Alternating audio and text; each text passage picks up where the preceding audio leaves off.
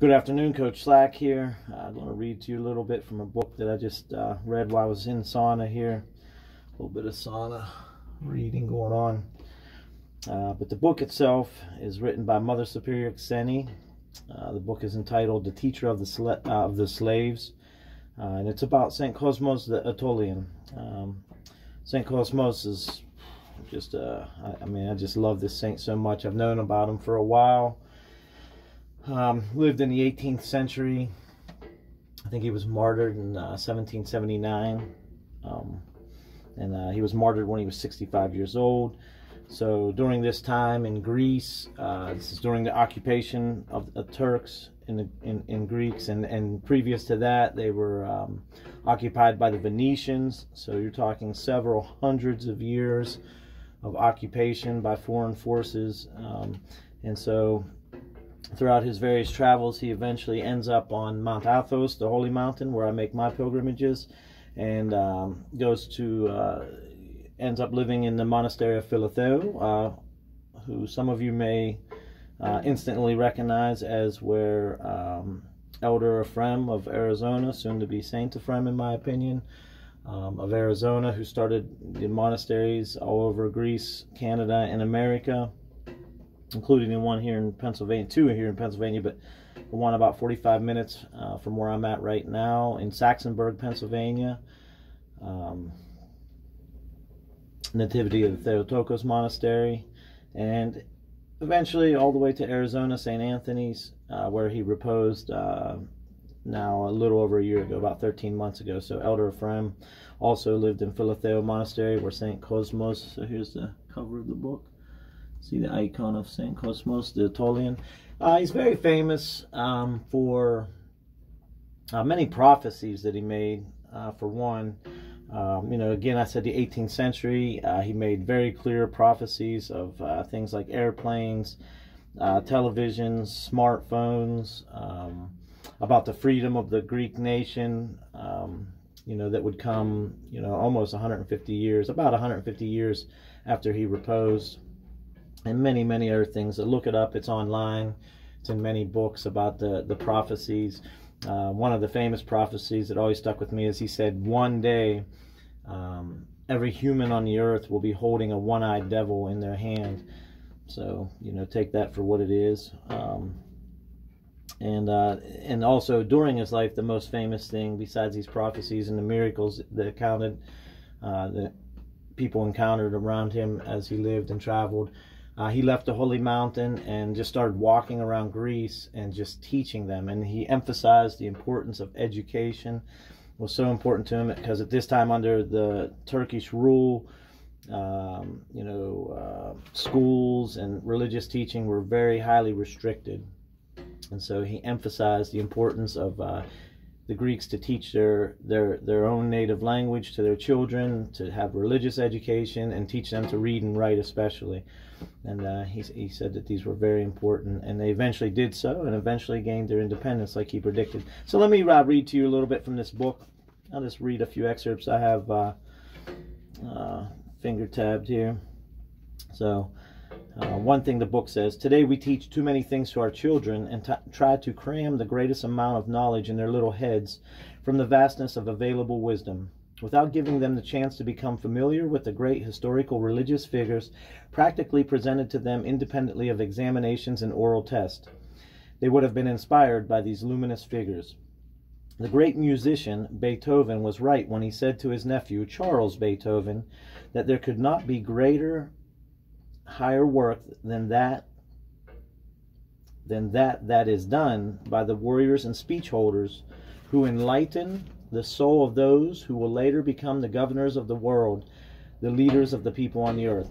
And so obviously that was written by the author of this book, and probably giving an explanation of why she felt it was important to get information about St. Cosmos out there. Okay.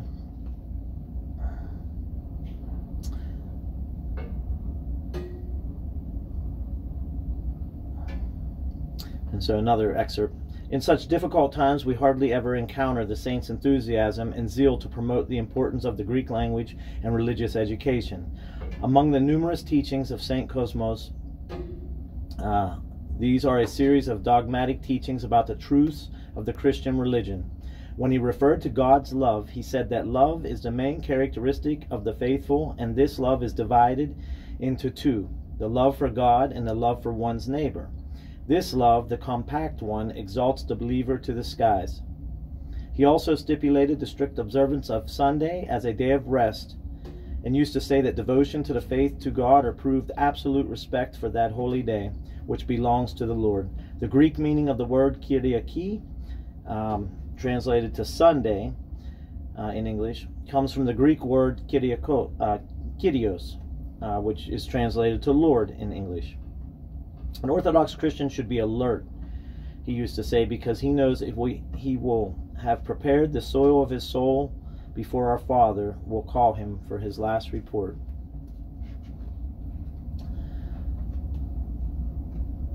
For the Greeks of that period, in the darkness of illiteracy, St. Cosmas was a great star. He really was God's care for those who had even lost their identity during 3 centuries of occupation.